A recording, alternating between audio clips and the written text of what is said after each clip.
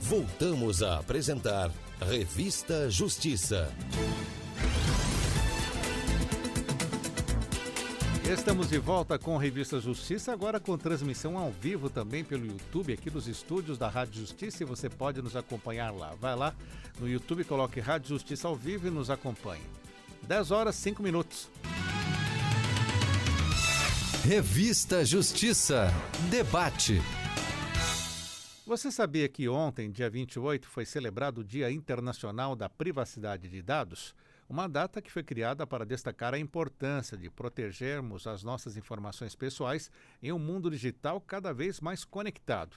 Será que o Brasil está acompanhando essa modernidade? Como está sendo aplicada a LGPD, a Lei Geral de Proteção de Dados? Estamos aqui com as nossas convidadas e o nosso convidado.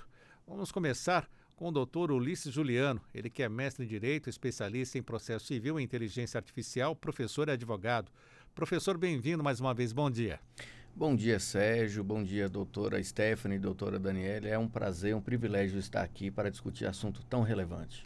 Também está conosco a doutora Daniele Gontijo, ela que é doutora em Direito Constitucional, professora de Direito Digital, procuradora federal. Seja bem-vinda, bom dia. Bom dia, Sérgio. Mais uma vez uma honra estar aqui com você. Bom dia, Stephanie. Bom dia, Juliana. Acho que vai ser um programa muito interessante. E também debutando conosco hoje aqui no Revista Justiça, a doutora Stephanie Juliana Vogel.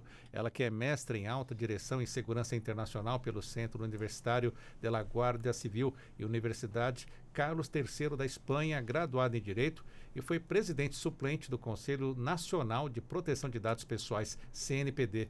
Bem-vinda, doutora Stephanie. Bom dia.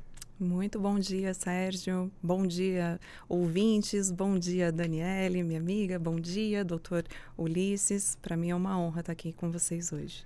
Doutora Daniele, eu vou começar com a senhora. Vamos falar então sobre a importância dessa data. Conta para o nosso ouvinte, é importante termos essa data, Dia Internacional? Com certeza. Eu acho que como a gente já conversou aqui outras vezes, né, Sérgio?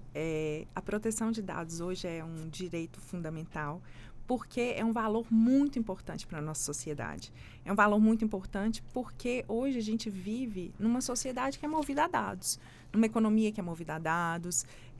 Então, assim, ter esse Dia Internacional faz parte de a gente criar uma cultura, de a gente conscientizar as pessoas do quão sério é isso, do quão importante é a gente saber que a gente precisa proteger os nossos dados, que a gente precisa saber para que eles estão sendo coletados, como eles estão sendo tratados, se eles estão sendo descartados no final desse tratamento, e saber quais são as consequências desse tratamento de dados, quais são as consequências dessa coleta, que hoje, é bom lembrar, ela não é mais feita só pelo Estado. Quando a gente pensa assim, né, algumas décadas atrás, a nossa grande preocupação em relação à conflitualidade de dados era com relação ao Estado. O Estado coletava os nossos dados para saber quais serviços prestar.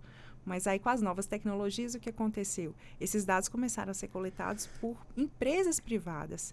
Então, a gente tem também essa conflitualidade relacionada a empresas privadas, que a gente também precisa se preocupar. Não é só mais o Estado usando os nossos dados, são muitas big techs, são muitas empresas usando os nossos dados. Para quê? Como? Por quê? Em que isso vai dar? Então, acredito que ter um dia internacional para a gente pensar sobre isso, para a gente refletir e para a gente ir criando essa cultura é, sim, muito importante. Doutor Ulisses, conta para o nosso ouvinte também, qual a importância de termos esse Dia Internacional?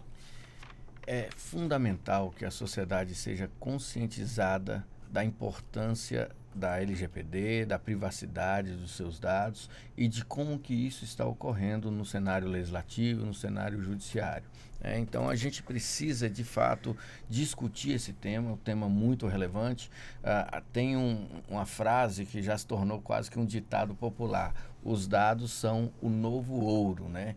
Então, de fato, tanto empresas quanto instituições públicas, elas detêm uma quantidade enorme de dados pessoais, dados sensíveis, dados que realmente afetam diretamente a nossa vida, as nossas escolhas, as nossas decisões, e isso tem de fato que ser discutido, e um dia como esse serve para lembrar da importância dessa discussão. E para a senhora, doutora Stephanie? Bem, Sérgio, assim, né, corroborando um pouco com o que os colegas trouxeram, Acaba que faz sentido, né, ter uma data mundial de proteção de dados pessoais para justamente exercer essa tarefa aí, que mais importante do que sancionar, né, as organizações que descumprem as normas, é você pensar numa perspectiva educacional e de conscientização. Mas, assim, uma curiosidade até que eu trago aqui, para que a gente entenda por que 28 de janeiro, né, é a data escolhida, digamos assim, para se comemorar esse dia, e até ela acaba sendo um pouco conflituosa para o nosso calendário brasileiro, né, porque é um período de férias ainda escolares, as pessoas estão ainda retornando do período das férias, mas 28 de janeiro é a data em que foi assinada a Convenção 108, de 1981, que é considerado o primeiro tratado internacional sobre proteção de dados pessoais. Então, por isso que se celebra, né, o dia 28 de janeiro como essa data, e há, inclusive, até uma discussão que já foi até, assim, enfrentada pelo próprio Conselho Nacional de Proteção de Dados Pessoais, que é a possibilidade de se alterar essa data, justamente para torná-la mais convergente com o nosso calendário brasileiro, né? E, para isso, existe já hoje em tramitação um projeto de lei com o interesse de mudar a data para escolher justamente a data de aniversário do professor, né, Danilo Doneda, que enfim, nos deixou tristemente aí no ano retrasado. Eu já estou até perdida, aí a gente já virou o ano. Isso, foi no ano retrasado. Então, para isso, assim, eu acho que até acrescentando um pouco mais, né? Então, o fato de a gente ter o dia 28 de janeiro, a explicação seria essa, mas tão importante quanto a gente ter uma data é a gente ter ações, né? Como essa que a gente está tendo aqui agora no programa, que é levar a público o que é proteção de dados pessoais, a importância de se proteger, de se ter, né, uma lei geral de proteção de dados pessoais vigente. Por favor, explica para a gente quem foi o professor Danilo. O professor Danilo Doneda foi um grande precursor dessa discussão aqui no Brasil, Sérgio. Quando ainda assim mal se falava, as pessoas ainda não entendiam, ainda confundiam muito a privacidade com a proteção de dados. O professor Danilo Doneda, acho que junto com a professora Patrícia Peck, junto com a Miriam, que hoje é diretora lá da NPD, foram as pessoas que começaram a trazer essa discussão para o Brasil, sabe? Eu me lembro, Sérgio, que quando eu estava lá em 2013, 2014, eu ainda estava na minha transição entre o mestrado e o doutorado em Portugal. Na Europa, eles têm uma maturidade muito maior em relação à proteção de dados, afinal, eles já estão conversando sobre isso, debatendo isso há muito mais tempo do que a gente, né? E eu me lembro de trazer para cá uma discussão sobre, na época eu trabalhava na área disciplinar, sobre os processos administrativos disciplinares. Como é que a gente poderia dar publicidade a esses processos e o que a gente teria que tarjar ali em relação a dados pessoais. E eu me lembro de trazer e ficar assim, meio que pregando sozinha no deserto, porque era uma coisa assim que não tinha muita ainda discussão aqui no Brasil. E o professor Danilo foi, assim, acho que um dos maiores, se não o maior precursor, foi quem trouxe essa matéria para o Brasil, foi quem publicou muita coisa sobre isso e, assim, infelizmente, nos deixou e deixando uma grande lacuna aí para todos nós que somos da área, porque era uma pessoa muito especial. Pois não? Traduziu, acho que também algumas obras do professor Stefano Rodotà em italiano, isso que também é um dos idealizadores, né? Mais do que um jurista, acho que também é um filósofo desse tema.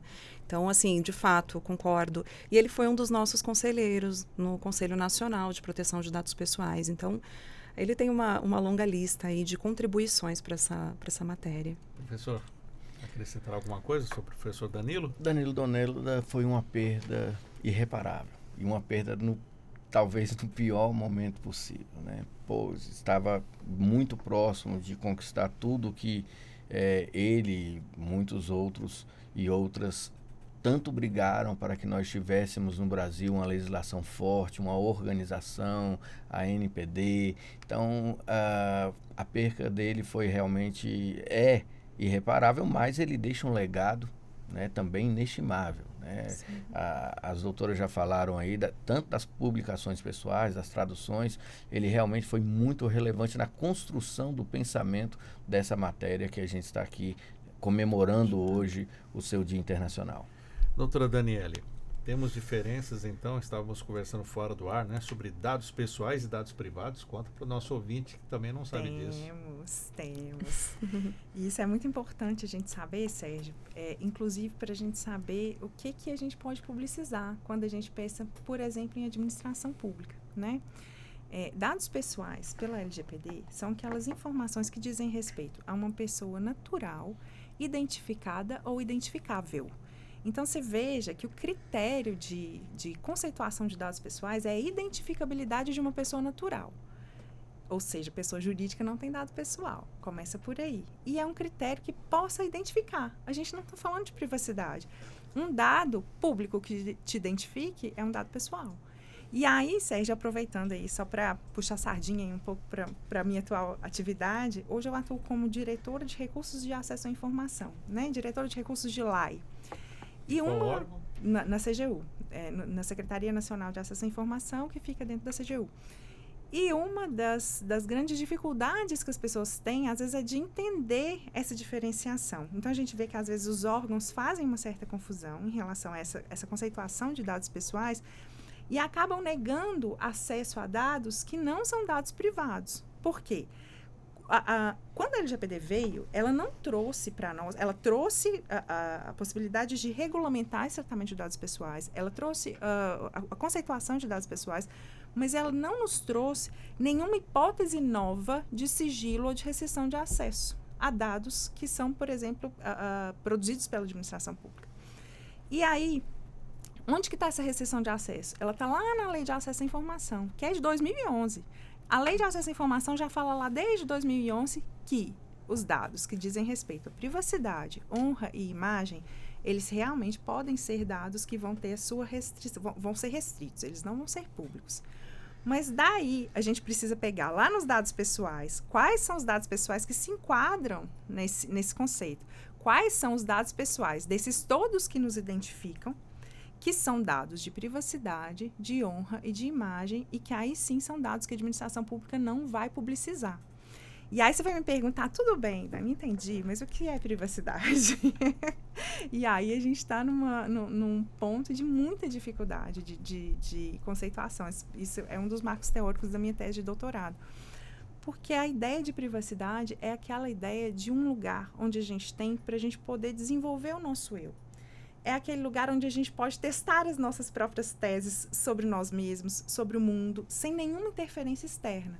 Ele é um lugar de reclusão, é um lugar onde a gente vive só ou acompanhado de muitos poucos que são escolhidos pela gente. Isso tudo que fica nesse lugar faz parte da privacidade, falando em um lugar de forma abstrata, né? Que fica na nossa cabeça, que fica dentro da nossa casa, no nosso lugar, onde a gente tem aquela segurança de poder até testar aquilo que a gente pensa, aquilo que a gente acredita, aquele que é o nosso sentimento, ou com a gente mesmo, ou com pessoas que são muito próximas, para depois a gente trazer isso a público.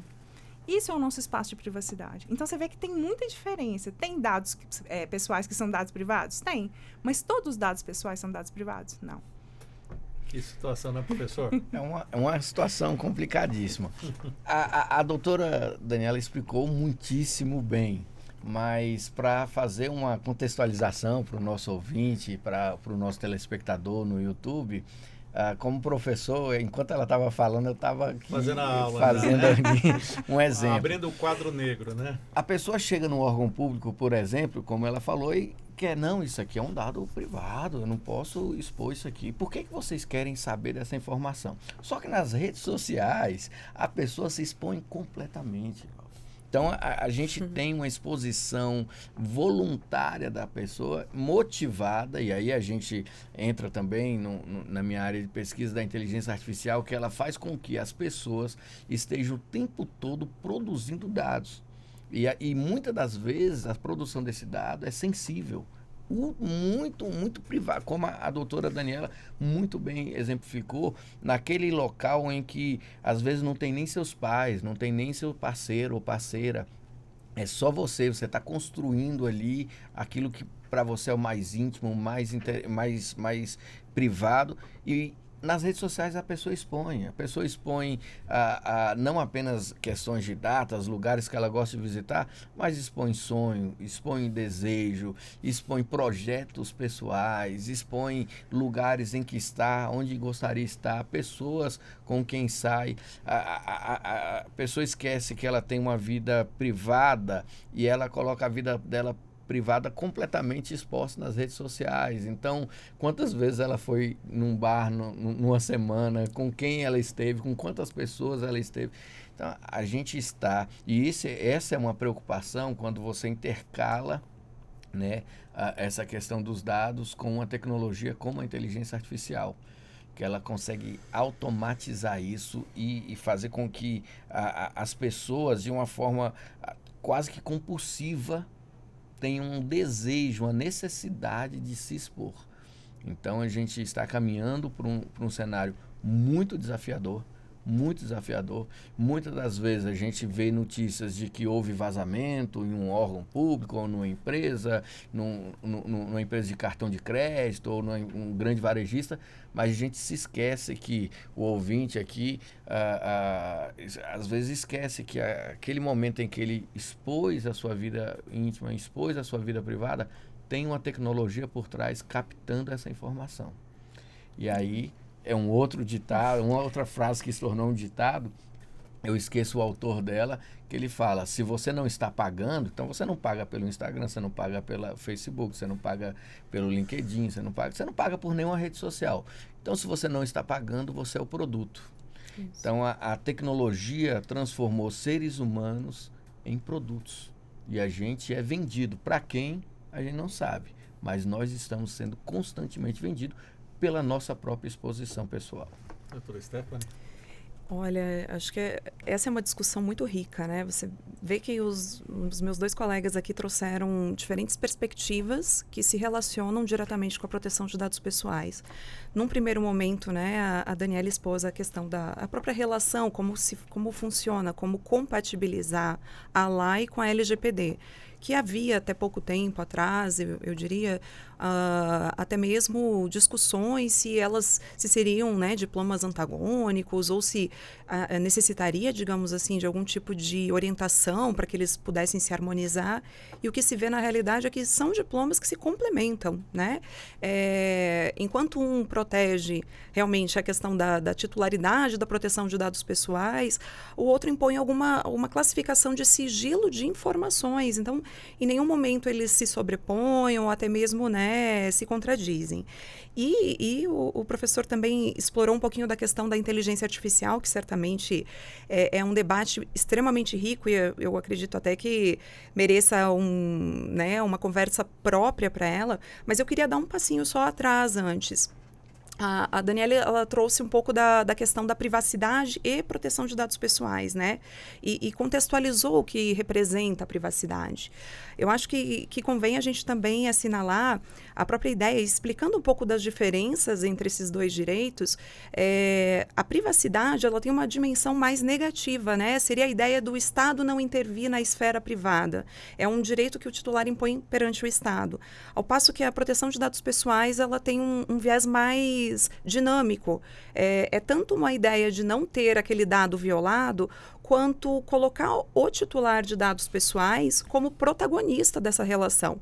Então, não apenas o Estado e as organizações privadas, como já foi falado, não podem violar esses dados, como também o próprio titular, ele assume alguns direitos em relação aos próprios dados.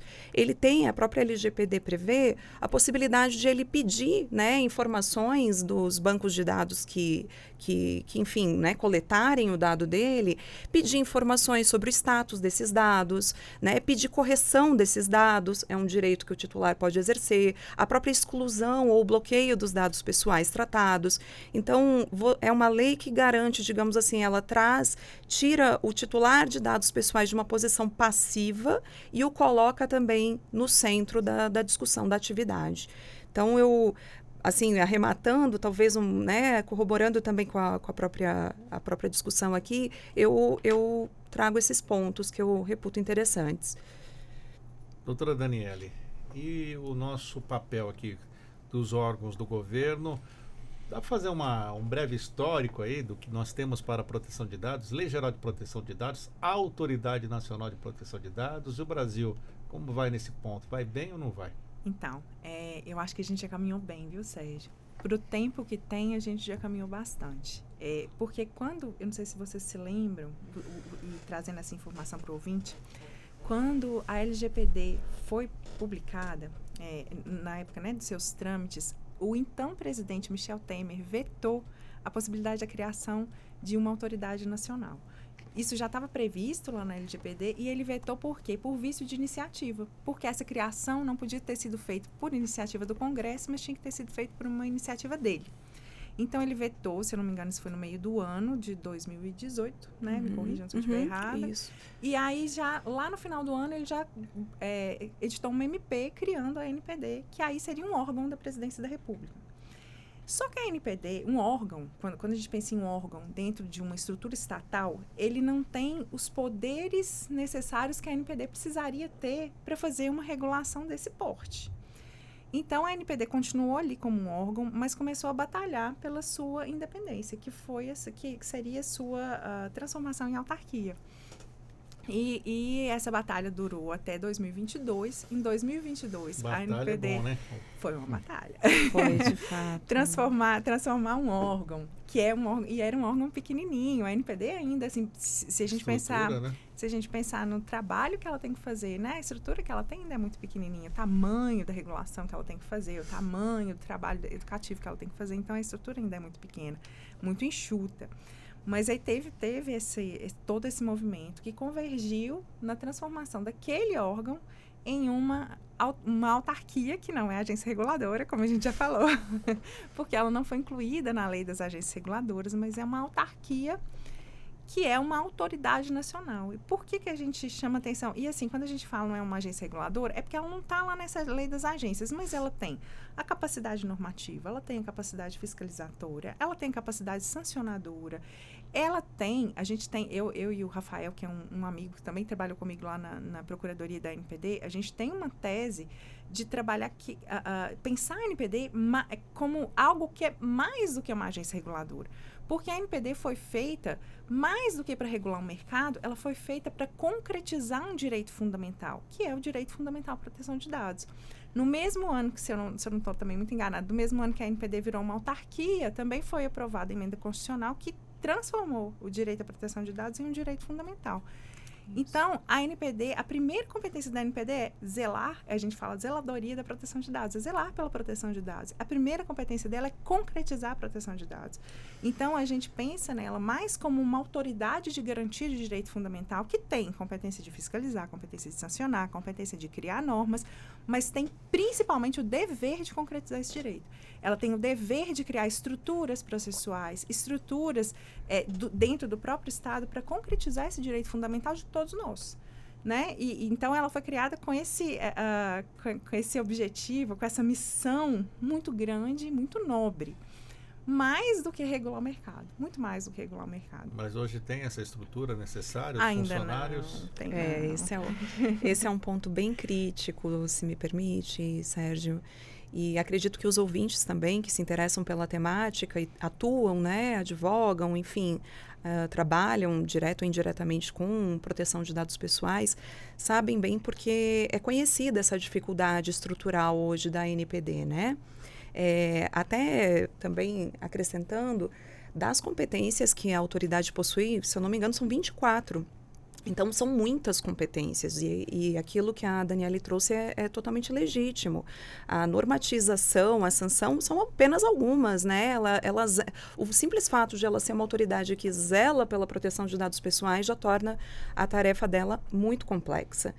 E com relação realmente a essa dificuldade estrutural, a gente vê bem, não só pelo fato de até hoje não ter havido um concurso, né, público para prover a NPD de um quadro funcional próprio. Então, ela conta com a força de trabalho de colaboradores que são cedidos, requisitados, né, de outros órgãos, enfim, da esplanada, mas até mesmo na própria questão da inatividade do conselho dela, que é um conselho consultivo, que é o Conselho Nacional de Proteção de Dados Pessoais. Infelizmente, a gente está há 1 ano inativo, né? E esse conselho ele também tem uma missão bastante importante no trabalho a ser desempenhado pela NPD em sociedade, que é justamente nessa vertente de criar conscientização às pessoas, promover debates e audiências públicas, colaborar com diretrizes e subsídios na NPD, enfim. Então, de fato, vamos dizer assim, o cenário, apesar, eu concordo que nós progredimos muito, de fato, com essa mudança de status da NPD e até mesmo com a formalização do direito de proteção de dados pessoais enquanto direito fundamental, mas a gente tem um caminho também a ser percorrido, sem dúvida. Professor Ulisses Juliano, o senhor sabia dessa situação daí da NPD? O que o senhor pode também comentar sobre tantas atribuições, mas precisamos ter gente para trabalhar também? Não, isso é de conhecimento. A gente, como a doutora Daniela, a doutora Stephanie está falando, a palavra doutora Daniela usou foi batalha, né? E tem sido uma batalha. Nós estávamos discutindo, eu e a doutora Stephanie, aqui antes do programa iniciar, sobre a questão de outra legislação, se há de fato um interesse, né? Há de fato aí uma questão que a gente pode discutir, mais uma vez levando a discussão para um âmbito acadêmico, né? Há de fato um interesse, seja do legislativo, seja do executivo, de que a NPD funcione a pleno vapor. Há de fato essa motivação para que essa legislação realmente alcance a amplitude que a qual ela se propõe. Então, é extremamente relevante esse programa de hoje. Então, se você está ouvindo na rádio, depois dá uma olhada na TV Justiça, vai ficar gravado o programa lá. Essa discussão precisa ser levada, né? Porque nós estamos falando literalmente, em outras palavras, e fazendo uma tradução bem rasa aqui, da vida. Nós estamos falando da vida das pessoas, né? Os dados que nós fornecemos ou que são capturados, eles vão afetar o nosso futuro, afetam diretamente o nosso presente, e dados que nós gostaríamos que nunca aparecessem, que estão lá no nosso passado, né? Talvez possam, talvez não, irão impactar diretamente a nossa vida.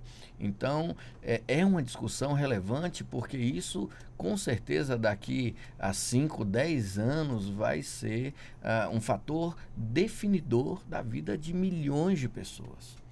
E esse programa, como hoje, a aula que a doutora Daniela, a doutora Stephanie, que estão completamente envolvidas nessa discussão, é extremamente relevante para conscientizar a população da importância da legislação, da discussão, da luta para que essa legislação tenha eficácia no cotidiano do cidadão, e o porquê que nós precisamos que essa legislação e todas as suas repercussões sejam relevantes para nós enquanto população.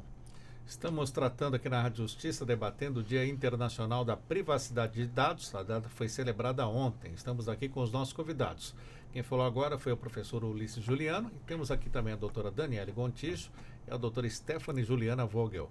Doutora Daniele, LGPD, né? Tivemos um longo processo até ela chegar, ser sancionada, né? É isso? E a aplicação dela precisa já de ajustes? Como a senhora acompanha? Faz um breve retrospecto dessa lei. Então, Sérgio, a aplicação dela foi paulatina, sabe? Primeiro entrou a lei própria, entrou em vigor, e aí, até por essa questão que a gente disse, né? Da necessidade da NPD se estruturar, ela foi paulatinamente entrando em vigor a parte de fiscalização e de sanção. Porque, primeiro, a NPD precisou estruturar o seu próprio processo de fiscalização. Então, pense assim, foi uma autarquia e foi um próprio processo de trabalho que foi criado do zero. Então, claro que eles buscaram inspirações em outros processos, como, por exemplo, o processo da Anatel, foi um processo que muito inspirou a NPD, mas tinha que criar um processo específico para essa atividade de proteção de dados, de regulação de proteção de dados, por exemplo. Então, a NPD precisou desse tempo para tomar esse fôlego, começar com as suas normatizações, começar com seus estudos internos. Tanto que você pode notar que nos primeiro ano da NPD, o material produzido pela NPD são guias orientativos, são foi preparando o terreno. Aí, depois, a NPD soltou o seu primeiro regulamento de fiscalização e, em seguida, no final de 2021, início de 2022, a gente estava discutindo o de sanção. Esse de sanção, acho que de todos os normativos que, enquanto eu estava lá, que eu trabalhei lá, foi o mais complexo. Porque existiam várias dúvidas sobre como a NPD vai atuar. Por exemplo, nesse normativo de sanção, ele não traz lá no normativo, por exemplo, praticar tal conduta, a pena é tanto. Ele não é assim. Entende-se que você vai identificar uma lesão à LGPD de forma indireta. Então, você vai analisar um fato, verificar se ele, de alguma forma, dentro daquela regrinha que está lá na LGPD, ele está, de alguma forma, descumprindo aquela regra e buscar enquadrar ele nesse regulamento de sanção. Então, isso foi muito complexo. Até se chegar a esse modelo de que vamos ou não vamos, que a gente fala tipificar, vamos ou não vamos dizer exatamente quais as condutas vão gerar sanção. E a opção foi por não dizer. Então, hoje, que a gente já está num grau de maturidade, afinal, a NPD já aplicou algumas sanções, né? A NPD já sancionou alguns entes. Mas todo esse processo demora, precisa ser maturado, precisa ser testado, precisa buscar as várias alternativas que se tinha, né, nesse todo processo de sanção, porque é um processo muito sério. Precisa que ele funcione, porque precisa que as pessoas entendam que a LGPD é efetiva, que se descumprir, vai ser sancionado. E a gente, nesse momento, a gente está nesse ponto do caminho.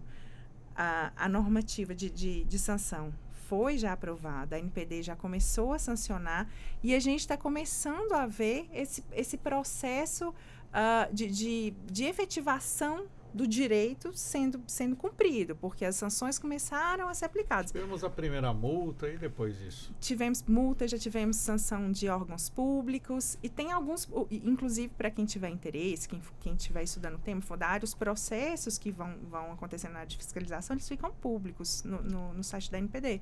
Uhum. Então, mas é um processo lento. É um processo que precisa de um certo grau de maturação. Eu sei que, às vezes, muitas pessoas ficam na ansiedade, poxa, tantos vazamentos, estão acontecendo tantas coisas que a gente vê e a NPD não faz nada. É porque essa criação do zero é um processo que precisa mesmo adquirir uma maturidade. E eu acho que a NPD está trabalhando bem, está caminhando, está testando os modelos, está tentando se adequar da melhor forma, porque é uma regulação muito difícil de fazer, realmente. Pois não. Aproveitando, acho que essa dúvida sobre sanções, né, acho que chamou muito atenção recentemente, todos devem ter visto, a notícia de que o Ministério Público Federal estaria pedindo também, né, a condenação ali do Serasa e solidariamente da NPD, né, o que também é algo discutível, em relação ao vazamento, ao chamado, né, considerado mega vazamento de dados de 2020. 200 milhões de dados de brasileiros foram vazados. Existe investigação em andamento, e aí pelo caráter investigativo a gente não tem, né, acesso a todas as informações, mas os indícios, né, divulgados à época levavam a crer que esses dados teriam partido do Serasa. E aí, nesse sentido, eles estariam talvez comercializando esses dados e eles foram parar na Deep Web, estavam sendo já vendidos, enfim, dados como RG, endereço, CPF, telefone, né? E assim, essa foi uma notícia que trouxe assim muito alvoroço. Eu já vi até pessoas já estavam ali condenando a própria Serasa, né, antes mesmo do processo ser concluído, né, e as investigações, enfim, demonstrarem essa relação, esse nexo causal. Mas eu concordo que há assim, a gente está num processo realmente aí de curva de aprendizagem, né, a própria NPD. O fato de não se ter, provavelmente, uma atuação aí mais incisiva ou mais ampla, deve-se muito a essa escassez aí de recursos, tanto no aspecto pessoal quanto tecnológico também. Porque, sem dúvida, para a gente poder investigar esse tipo de situação, de vazamento, né, essa cybercriminalidade, se requer não só pessoas, né, você precisa pensar em softwares atualizados, enfim. Então, eu acredito sim que a gente, né, caminhou, como eu falei, mas é um dever complexo e diário. Professor Ulisses, imagina o nosso ouvinte agora. Meu Deus, e agora? O que vai acontecer? Será que eu vou ficar com os meus dados vazando e ninguém vai ser punido, né? Essa é muito bom ouvir a doutora Daniela, a doutora Stephanie falando, porque a gente realmente, eu estou ouvindo aqui, você vai imaginando, estou lembrando das discussões no Congresso e tal, e você vai percebendo a complexidade que essa legislação é, né? Como a doutora Daniela falou, não é tão simples assim. A gente criou uma legislação, mas ela tem por exemplo, ela permeia diversos outros campos do direito, como direito consumidor, direito criminal, direito administrativo. E como que você vai discutir isso na implementação dessa lei, como a doutora Steph estava falando, na eficácia, ali na ponta, para o cidadão, como que isso vai ocorrer? Então, não é simples, não é complexo, não tem recurso humano, não tem recurso tecnológico. Mais uma vez, eu volto à pergunta, as doutoras que estão muito envolvidas, elas não podem ser tão críticas quanto eu, né? A quem interessa, né, essa dificuldade de dar a essa legislação a robustez que ela precisa para se tornar eficaz, né? Então, é de fato, Sérgio, uma situação muito complexa para implementar isso. Como a doutora Daniela estava falando, às vezes o processo é muito lento, não por falta de vontade, né, de quem está por trás ali do processo, mas por causa da complexidade. E outra coisa, a gente está discutindo não é com a padaria do seu Zé na esquina, a gente está discutindo com Big Techs, né? A gente está discutindo, como a doutora Cé falou, uma questão Serasa, é uma empresa nacional, né, que movimenta literalmente a vida, que tem ciência da vida de todos os brasileiros. Literalmente todos os brasileiros acabam ali sendo alvos dessa empresa. Então, é de fato uma legislação fundamental para o cotidiano do cidadão, mas a implementação dela está sendo feita a contento, né, dentro das possibilidades que nós temos hoje, mas ainda há muito a avançar. E semana passada recebi a notícia, né, que pesquisadores de segurança descobriram o maior vazamento de dados já registrados até o momento.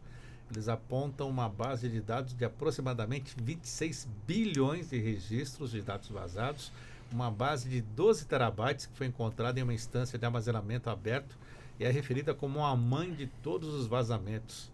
E agora? O mundo acabou, doutora Daniela? Porque a gente fica assim, e agora? Né? Vão saber de tudo que eu faço.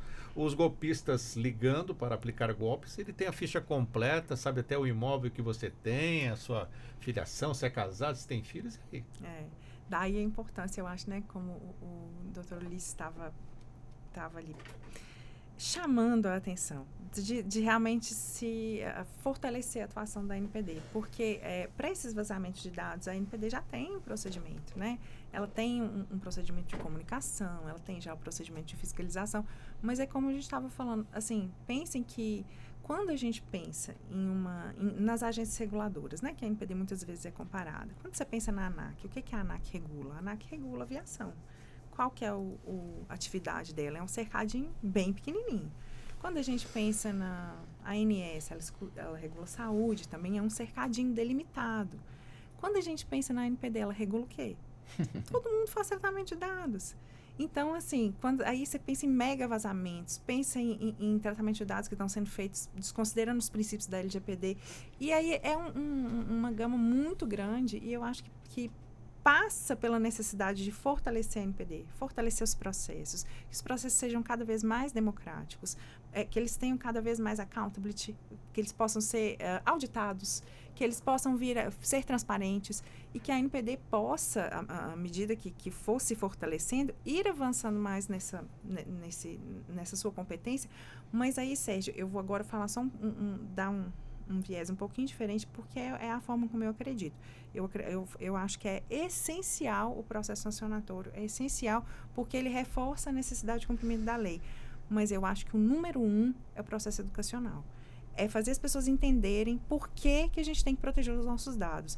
Por que não é legal colocar muitas fotos do seu filho na rede social sem nenhum tipo de mascaramento? Qual é o risco? Melhor não colocar, né?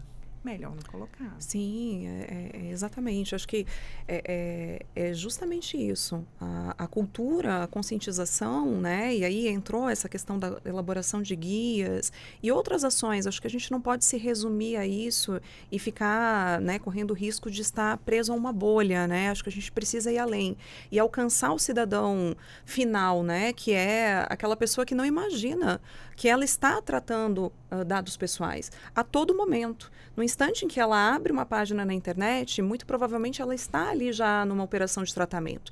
Assim que ela preenche um cadastro, né, de um site, decide se vai ou não receber e-mails, né? Então ela assina, ela clica naquela caixinha de pop-up. Aquilo ali é uma operação de tratamento de dados pessoais.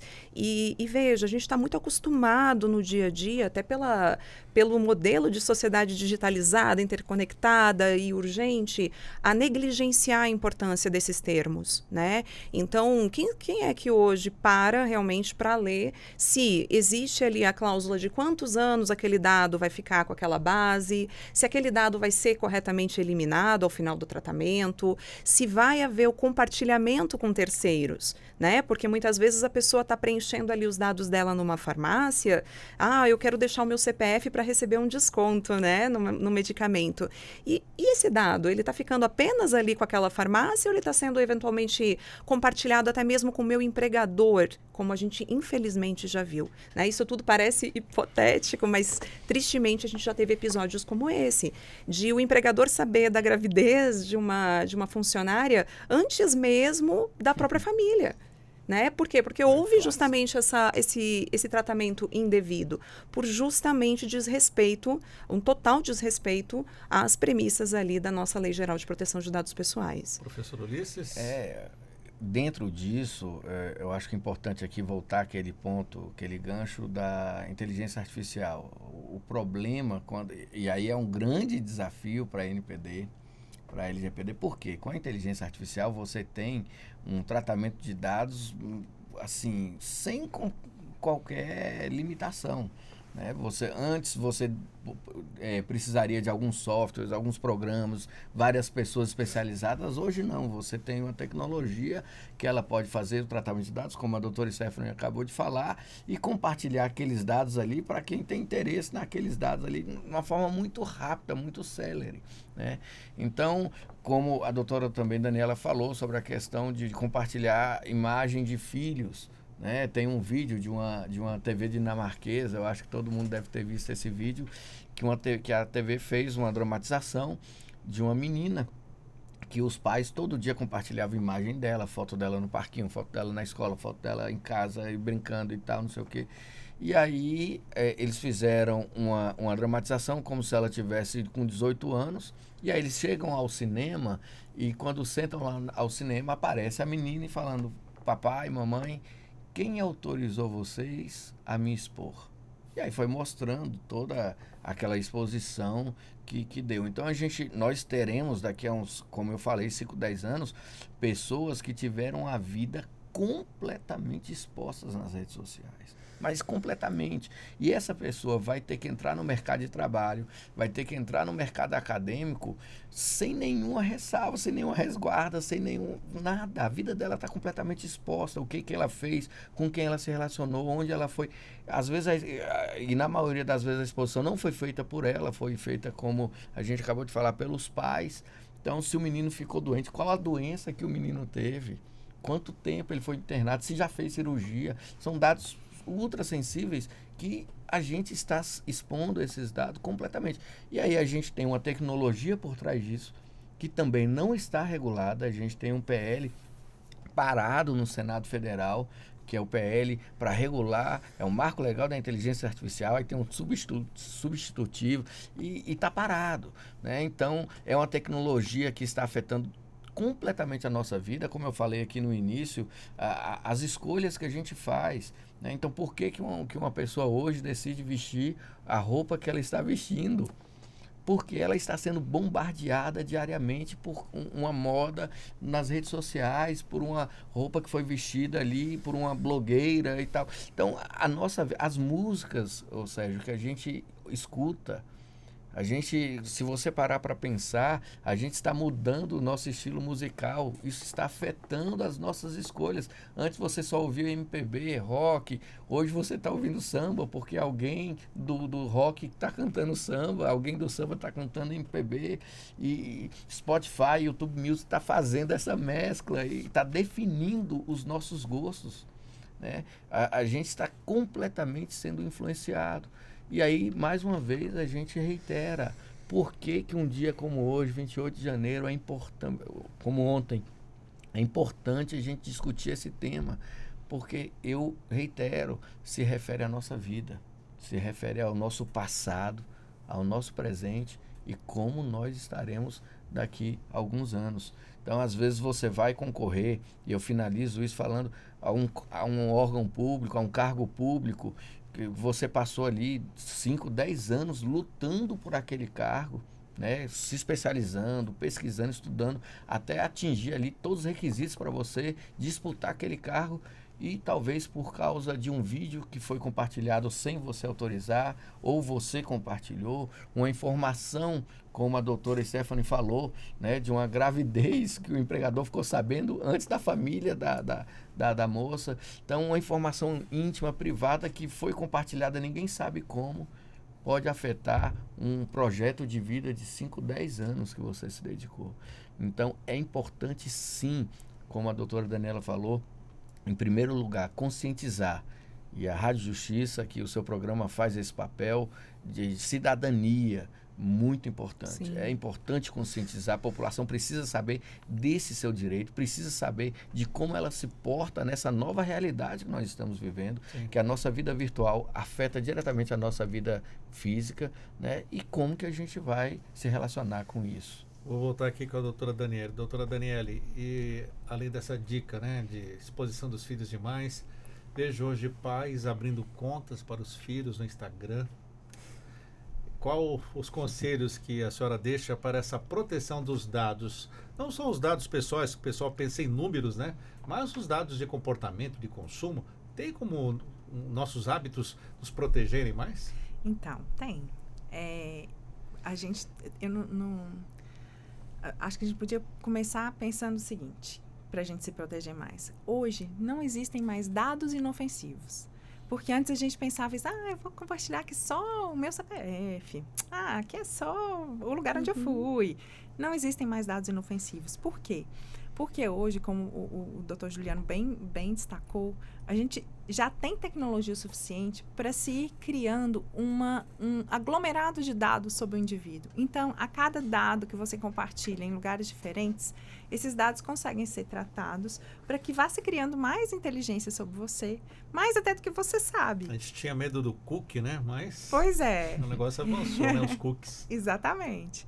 E então, assim, eu acho que a gente precisa ter essa ciência de que hoje é muito, muito perigoso, é o que a gente chama de perfilização, que é a máquina vai coletando os nossos dados e a gente, por inteligência artificial, por esses tratamentos, por essa forma de cruzar os dados, vai se criando perfis.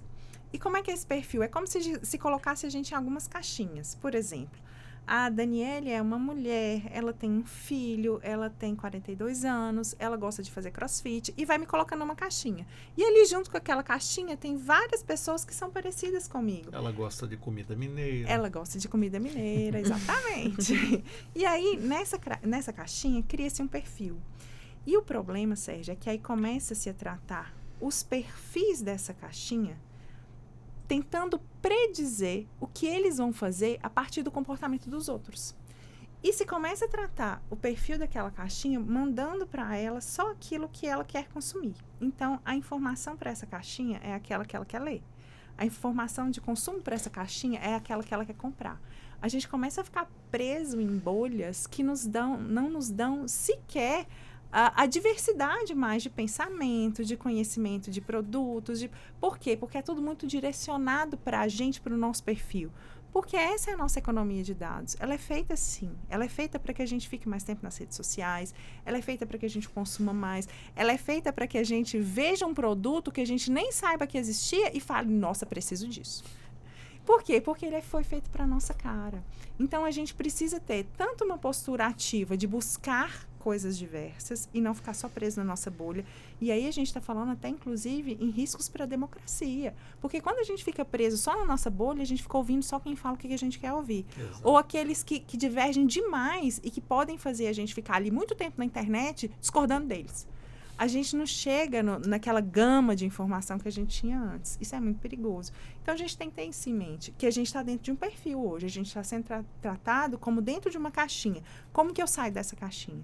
E ter esse cuidado de que não existem mais dados inofensivos. A cada dado novo que eu compartilho, ele vai entrar lá no meu perfil, na construção do meu eu individual digital.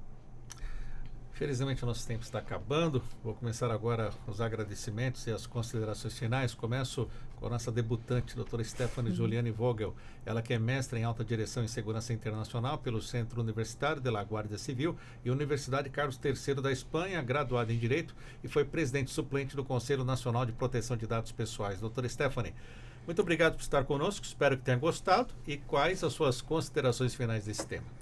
Sérgio, o prazer foi todo meu, né? Eu agradeço o convite, esse espaço. É uma honra poder falar de um tema assim do qual eu trabalho e tenho paixão ao mesmo tempo, né? Então eu me considero uma pessoa aí de sorte, né? Uma pessoa abençoada. Quero agradecer o debate, né? E finalizar, acho que foram muitos pontos que nós abordamos aqui. Eu acredito que a gente conseguiu dar a profundidade necessária. Mas fechando com essa fala que foi trazida sobre os riscos, né, ao processo democrático, para além da perfilização, né, Daniele, a gente tem também aquela questão do deepfake. Como eu falei, a inteligência artificial chama um debate próprio, porque é a partir justamente do não tratamento correto ou bem estabelecido da proteção de dados pessoais que a gente vai criando novos riscos. Então, infelizmente, assim, os riscos existem, o bom é que nós estamos identificando-os, e eu acho que nós precisamos de mais debates como esse, mais conversas, mais engajamento popular também nessas discussões para que as pessoas possam justamente se proteger e entender que, na realidade, o destinatário final da Lei Geral de Proteção de Dados Pessoais não é o dado, é a pessoa, é o titular. Muito obrigado por estar conosco. Também o professor Ulisses Juliano, ele que é mestre em Direito, especialista em Processo Civil e Inteligência Artificial, professor advogado. Obrigado por estar conosco, doutor. O prazer foi meu. Sérgio, é sempre uma oportunidade enriquecedora estar aqui no seu programa. Parabenizo aí a ti, a toda a produção, pela escolha do tema e pelas convidadas excepcionais que puderam, com certeza, aprofundar esse tema com bastante competência. Reitero, né, a importância dessa legislação, dessa autarquia para a nossa vida. Nós estamos falando da nossa vida, do nosso passado, do nosso presente, do nosso futuro, de quem nós somos, de quem nós queremos ser.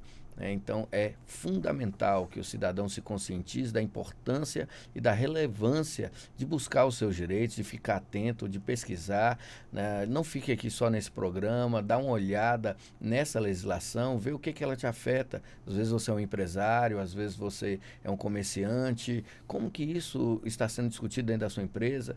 Veja com alguém dessa área, uma consultoria. Eu sei que, com certeza, isso vai enriquecer muito o seu comércio, o seu negócio e ao cidadão comum a sua vida privada. Então, mais uma vez, um privilégio, um prazer estar aqui. Doutora Daniele Gontijo, doutora em Direito Constitucional, professora de Direito Digital, procuradora federal. Muito obrigado por estar conosco mais uma vez. E quais as suas considerações finais, doutora Daniele? Eu que agradeço, Sérgio. É sempre uma honra estar aqui, viu? Espero que os ouvintes tenham gostado, porque é sempre muito, muito bom estar aqui com você. A conversa é sempre ótima. E eu queria, na verdade, te parabenizar por ter trazido esse tema. Eu acho que é um tema que precisa ser falado muitas vezes. A matéria é complexa, às vezes as pessoas têm dúvidas, têm dificuldade. É muito abstrato, né, de entender.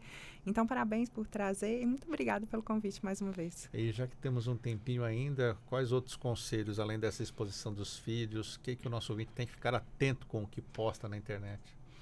Sempre ficar atento. Acho que o doutor Juliano e a doutora Stephanie já colocaram. Acho que também é algo trocar relevante, senhas, periodicamente, isso, né? Ler os termos, como a doutora Stephanie falou. Lê, né? Esses dias, só um detalhe, esses dias eu estava baixando um joguinho.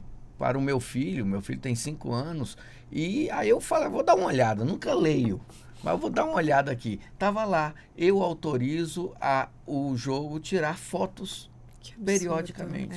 Um joguinho completamente inocente, um joguinho para uma criança de 5 anos, mas lá no termo, e olha que aí eu comecei a rever os joguinhos. Então, a gente está colocando a nossa família em exposição. Que situação, né, doutora Daniele? E aí? É isso. Eu não me lembro mais se foi tem 2 livros muito bons que, para quem quiser se aprofundar, um chama Privacidade a Poder, o outro chama Máquina do Caos. Eu não lembro em qual dos dois foi falando que Alexa é um ótimo peso de papel. Que a gente tem que ter muito cuidado. Fica ouvindo constantemente. Fica ouvindo. Então, assim, é esse tipo de cuidado. Não tá usando, desliga esses né, robôs que a gente tem em casa. Não fica compartilhando dados de onde você tá, de informações muito pessoais. Tudo está sendo coletado. Não tem mais dados inofensivos. Então, pelo menos pense antes de compartilhar. Isso, vale a reflexão, né? Sem dúvida. E assistam o Dilema das Redes também, né? Excelente. Sim, de Quer fato. ter uma conversa íntima? Deixa o celular longe, mesmo que ele esteja desligado. Muito bem, muito obrigado pelos nossos convidados. Tema que não vai terminar tão cedo e futuramente vamos trazê-los de volta aqui para tratar da privacidade de dados. Muito obrigado aos nossos convidados. O Revista Justiça de hoje fica por aqui. Lembrando que esta conversa, este bate-papo, esse debate vai ficar disponível também no YouTube da Rádio TV Justiça. O programa de hoje teve a apresentação e edição minha, Sérgio Duarte, a produção de Leandro Bezerra, trabalhos técnicos Luiz Alves, programação musical Josimar Fernandes, coordenação de jornalismo Marcela Luiza, Secretaria de Comunicação Social Supremo Tribunal Federal. Está chegando aí a Ariana Fonseca e o Pauta Musical. Um excelente dia para você e até amanhã.